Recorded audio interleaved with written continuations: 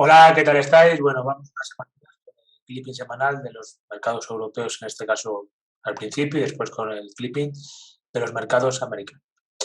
Comenzábamos, bueno, como siempre, con un pequeño esquema de lo que se va a ver en el clipping de los mercados europeos. Lunes 16 de mayo, balanza comercial de la zona euro. Martes 17 de mayo, varios datos de Reino Unido, el miércoles también varios datos de Reino Unido, a excepción del IPC en la zona euro, el jueves 18 de mayo la subasta de obligaciones españolas a 10 años y el viernes 20 de mayo datos de Alemania y de Reino Unido.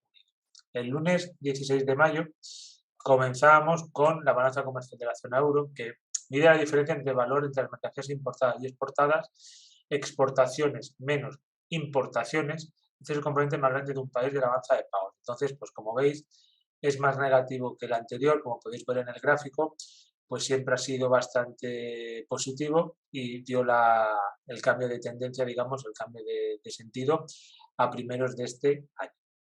El martes 17 de mayo teníamos los ingresos medios de los trabajadores que en Reino Unido que ha sido superior, el desempleo ha descendido, se esperaba menos 42,5K, ha sido menos 57K y después para la tasa de desempleo pues un poquito mejor, ¿de acuerdo? En Reino Unido.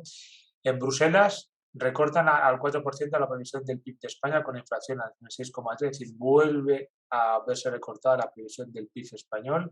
Aquí podéis ver una radiografía de la economía española en 2020, menos 10,8 que fue por el COVID, 5,1, 4 y 3,4. Como veis, si sumamos 5 más 4, 9 más 3, 12, parece que es un poquito superior, pero se siguen reduciendo. Si lo que se redujo en un año, en 2 años no se ha retomado, esperando que en el 2023 suba un 3,4, ¿de acuerdo? Y la inflación, como podéis ver, disparada, en el 2023 en 6,3 y se espera para el 2023, perdón, he dicho 2022 6,3, disculpar, y para el 2023 1,8 y el déficit también sigue muy alto y aquí podéis ver en el lado derecho en el histograma, en el diagrama de barras, mejor dicho, una recuperación muy desigual en toda lo que es la Unión Europea y en la eurozona, es decir, países que pueden subir como Portugal un 5,8 y un país como Alemania que solamente se espera un 1,6. Para el miércoles 18 de mayo, también datos en Reino Unido y en la zona euro, como son el IPC, pues como podéis observar, el IPC anual, 9 puntos en Reino Unido, valores muy altos, y en la zona euro del 7,4. El miércoles también nos salía en el diario Expansión el crecimiento débil pero heterogéneo, como veis, perdón, el crecimiento del PIB por países, variación intertrimestral, en la eurozona un 0,3, en España un 0,3, en Alemania 0,2, en Francia un 0, en Países Bajos un 0 también y en Alemania negativo. Cuidado porque, como ya os hemos comentado en anteriores vídeos, miedo a la recesión. El jueves 19 de mayo la deuda española sigue aumentando de acuerdo del 1,737 del anterior al 2,046 y como hemos visto en días anteriores, tema de déficit cada día más alto. El Banco de España ultima otra rebaja del PIB y retrasa la recuperación al final de 2023. Como os he comentado, si hacemos la suma, ese descenso del 10,2 en el año del COVID, pues si sumamos 2021 y 2022, quedaría por debajo del 10% que bajó en el año del COVID.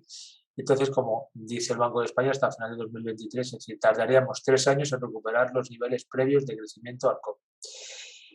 Y aquí podéis ver un gráfico del PIB real, ¿de acuerdo? Y de la inflación. Para terminar la semana, el viernes 20 de mayo, ventas minoristas subyacentes en Reino Unido, mejor de lo esperado, y el IPP de Alemania, que es el indicador de precios al productor alemán, que es un indicador de inflación que mide la variación media de los precios de ventas recibidos por los productores nacionales de bienes y servicios. Sigue todavía muy alto, mes de abril muy alto, se esperaba 1,4, pero ha sido 2,8, la verdad que ha sido menor que el anterior de 4,9, como veis en el diagrama de barras, vertical, como podéis observar, el anterior fue 4,9 de 2,8, aunque sigue siendo muy elevado, inferior al anterior, pero superior al estimado. Y el viernes 20 de mayo, Bruselas propone mantener suspendidas las reglas fiscales otro año por la guerra. Fijaros en el gráfico de abajo el tema de la devolución del déficit público en España. La verdad que da un poco de miedo, Cada año nos vamos endeudando más. Sí, fijaros cómo va del año 2009, menos 11 puntos, 2012, menos 11 puntos. 2020 menos 10 puntos y sigue muy alto. Es decir, el umbral de déficit excesivo que marca la regla es un menos 3 y llevamos muchos años por encima de ese déficit marcado por la regla. Y la evolución de la deuda pública, pues en el gráfico se puede ver por el año 2007 teníamos 35,8 en porcentaje del PIB, se decía que era un 60%, el cual se superó en 2010 y desde entonces llevamos 12 años muy por encima, ¿de acuerdo?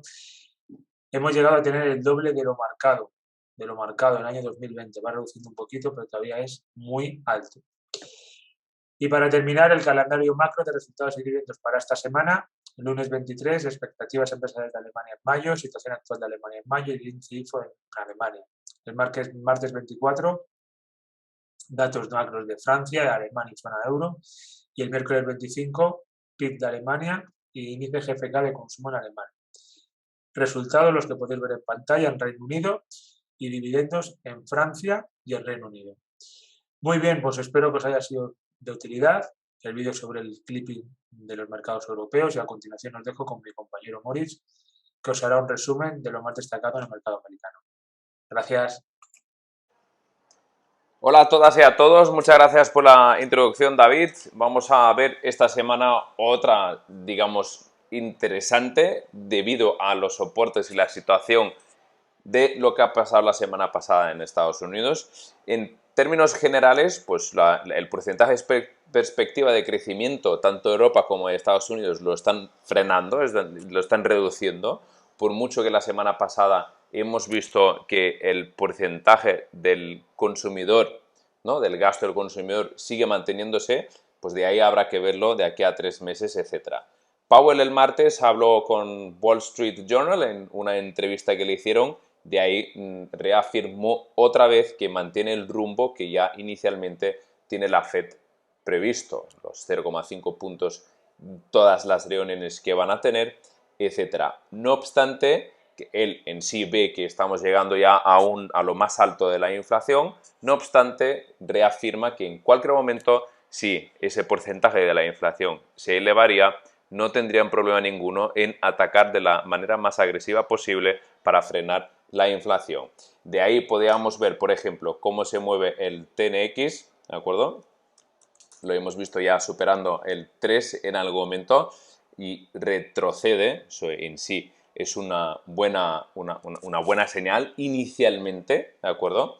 Por otro lado, también tenemos que tener en cuenta que el levantamiento de los lockdowns en Asia ya poco a poco hace que las fábricas vuelvan a abrir. Por mucho que no cerraron todas, había mucha gente que estaban durmiendo en las fábricas y trabajando para mantener el país a flote, algo que obviamente no pasaría en otros lugares. Yo no le doy ningún criterio en el sentido si está bien o si está mal, pues nosotros ya hemos vivido del 2020 cómo afectó en el término de cerrarlo todo, pero en fin.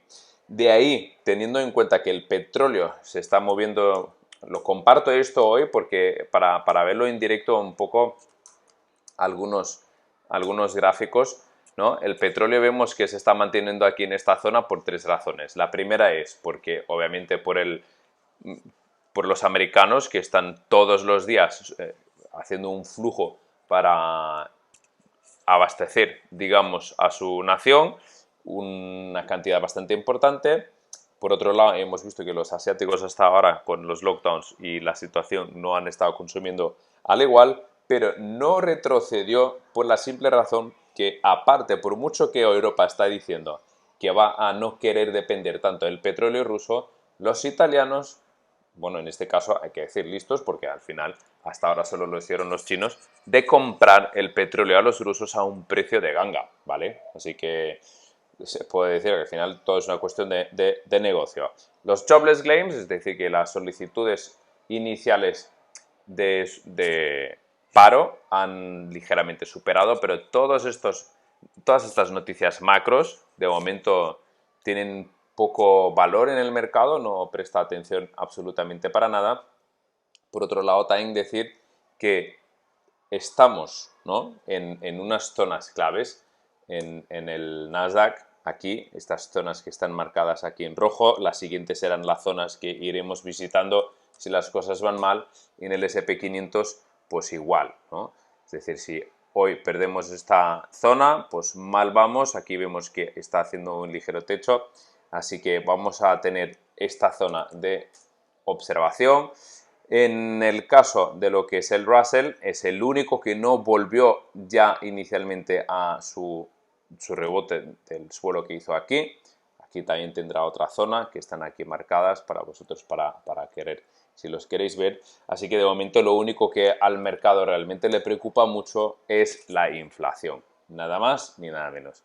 Si hay 250.000 en lugar de 200.000 solicitudes de desempleo, el mercado de momento le da igual, ¿vale? Lo mismo que ahora mismo podemos ver en todos los lugares, el sentimiento de mercado, bearish, bullish, compra, venta, etcétera, etcétera. El mercado de momento esto no le hace ni caso.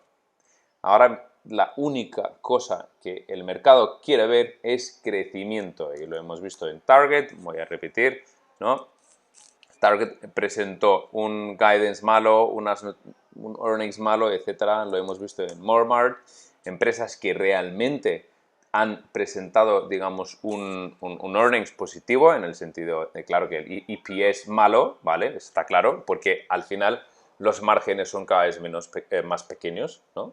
Tened en cuenta que una empresa gana, por ejemplo, 100, ¿vale? De ahí la ganancia neta, pues será un X%. Y cada vez se está reduciendo porque los costes que hay que tener en cuenta de aumento han subido muchísimo. En Alemania han subido a un 35% el PPI, el Producer Price Index.